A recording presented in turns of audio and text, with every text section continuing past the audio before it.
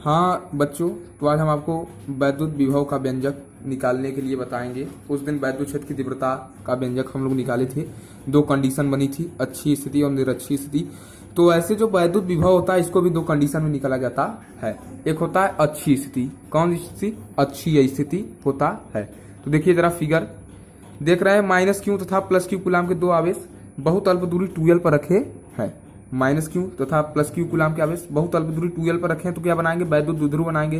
तो द्विध्रुव का जो मध्य बिंदु वो है, इससे देख रहे हैं r मात्रक की दूरी पर अच्छी स्थिति में कोई बिंदु क्या है? P है। यहीं पर हमको वैद्युत विभव का मान ज्ञात करना है।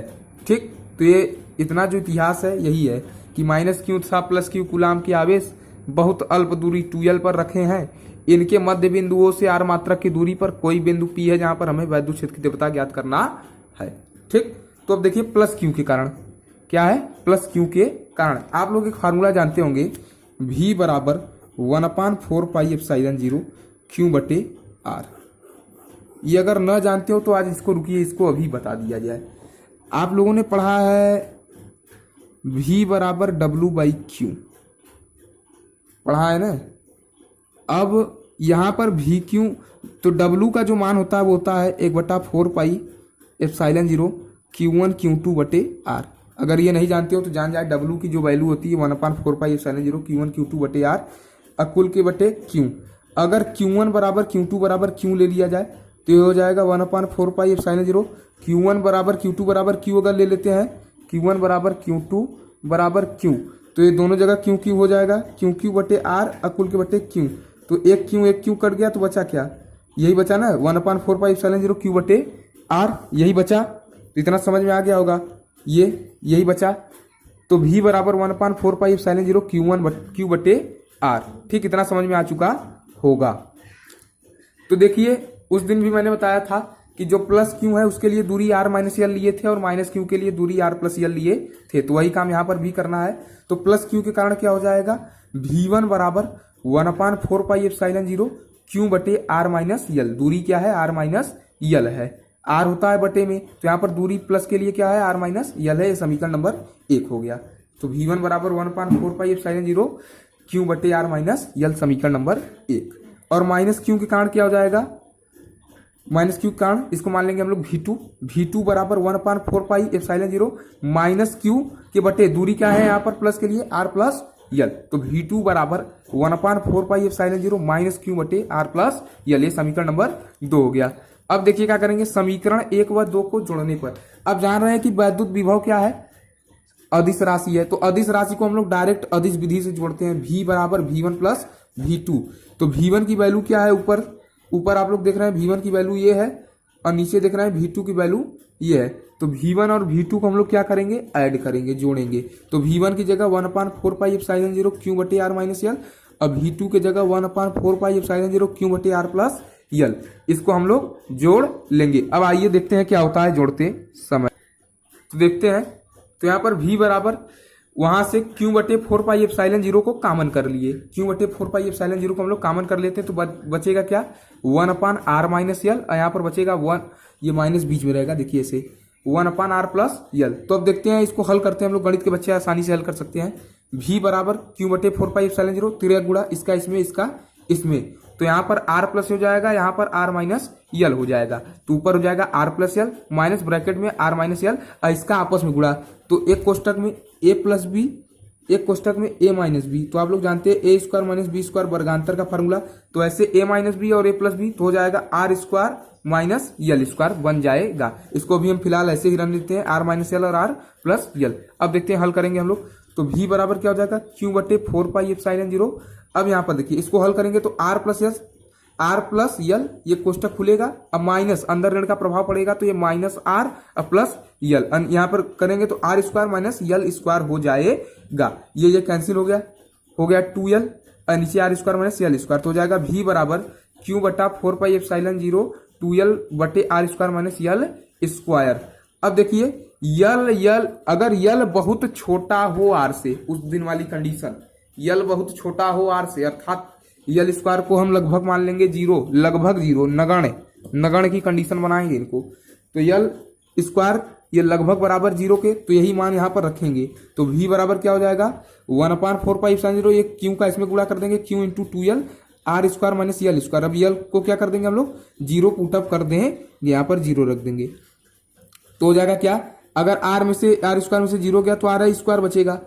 ठीक, तो यहाँ पर क्या हो जाएगा 1/4πε0 q/2l अपॉन आर स्क्वायर हो जाएगा। अब जान रहे हैं q/2l बराबर होता है p, वैद्युत द्विध्रुव आघूर्ण p बराबर q इंटू 2l, उस दिन का बताया गया था p बराबर q इंटू 2l। तो यहाँ पर क्या हो जाएगा v बराबर 1/4πε0 p/r स्क्वायर। ये अच्छे से समझ में आ गया होगा, ये अच्छी स्थिति में वैद्युत विभव का व्यंजक है। ठीक, अगर ना समझ में आए तो कमेंट बॉक्स में कमेंट करिएगा, एक बार और अच्छे तरीके से समझाया जाएगा। जहां तक उम्मीद है कि समझ में आ गया होगा, इतने आसान तरीके से बताया जा रहा है। आप लोग डिराइवेशन करेंगे अगर 1-2 बार तो आप लोग को खुद से एकदम तैयार हो जाएगा।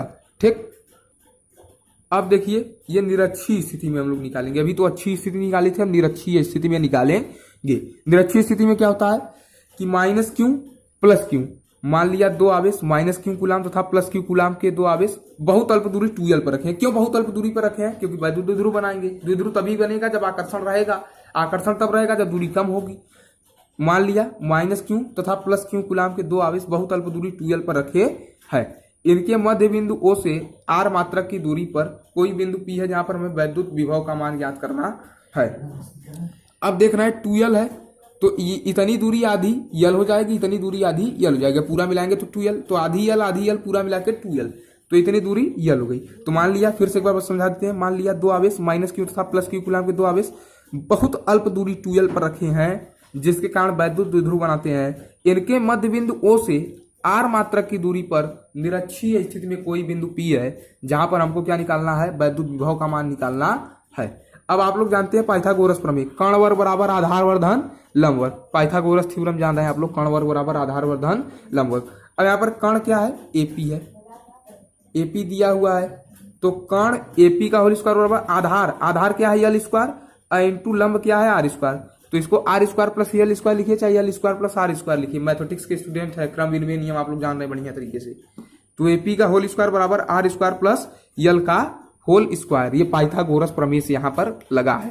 तो AP बराबर निकालेंगे तो कर्णी में हो जाएगा आर स्क्वायर प्लस यल स्क्वायर। AP बराबर कर्णी में आर स्क्वायर प्लस यल स्क्वायर। अब देखना है AP बराबर BP, जितना AP है उतना ही BP है, तो AP बराबर BP, तो AP का जितना मान है उतना ही BP का हो जाएगा। कर्णी में आर स्क्वायर प्लस यल स्क्वायर, BP का भी मान हो जाएगा। ये यल है भैया, आप लोग को दूसरा न समझ लीजिएगा, बड़े विद्वान तो आप लोग ही हैं। तो इतना AP बराबर BP हो गया। ठीक, अब देखते हैं वैद्युत विभव कैसे निकालेंगे हम लोग इसके लिए। तो पहला क्या है, प्लस क्यू के कारण, तो V1 बराबर क्या हो जाएगा 1/4πε0, वही फिर से सूत्र V बराबर 1/4πε0 Q/R से ही ये सूत्र आप लोग जान जाए, जो पहले बताया गया था उसी फार्मूले से यहाँ पर भी वैल्यू निकाला जाएगा। तो यहाँ पर दूरी क्या है, अब दूरी यहाँ पर प्लस क्यू माइनस क्यू से क्या लेंगे, यहाँ से दूरी ये है और यहाँ से दूरी ये है, तो प्लस क्यू के लिए दूरी ये और माइनस क्यू के लिए दूरी ये, लेकिन मान दोनों का सेम है ना। तो यहाँ पर क्या हो जाएगा V1 बराबर 1/4πε0 Q/R की जगह पे क्या है दूरी √r स्क्वायर प्लस यल स्क्वायर, और माइनस क्यू के लिए क्या निकालेंगे 1/4πε0 माइनस Q/R स्क्वायर प्लस यल स्क्वायर करणी में। ठीक, इतना समझ में आ चुका होगा। अब जानते हैं कि वैद्युत विभव अदिश राशि है, तो अदिश को अदिश की तरह जोड़ा जाता है।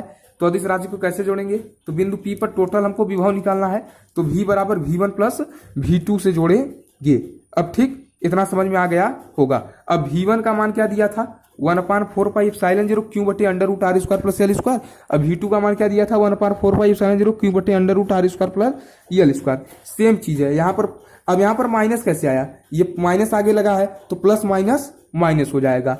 तो 1/4πε0 Q/√R स्क्वायर प्लस यल square minus 1/4πε0 Q/R square plus यल स्क्वायर। सेम चीज है, प्लस ये प्लस है ये माइनस है, तो प्लस माइनस कट जाएगा तो कैंसिल हो जाएगा। तो V की वैल्यू क्या हो गई 0, अर्थात निरक्षीय स्थिति में जो वैद्युत विभव होता है वह शून्य होता है। क्वेश्चन पूछा जाएगा किस स्थिति में वैद्युत विभव का मान शून्य होता है, तो सीधे सीधे उत्तर बोल देना है निरक्षीय स्थिति में वैद्युत विभव का मान शून्य होता है।